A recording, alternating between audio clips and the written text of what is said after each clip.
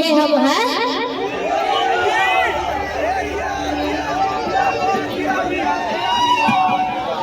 दिया का साइज ही है, एक दिया ओ दिया।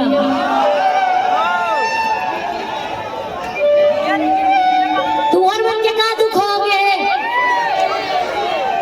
एक मिनट, तुम्हारे मन के बात में सुनो भैया, वो मन तो आएगा काय कहा जो?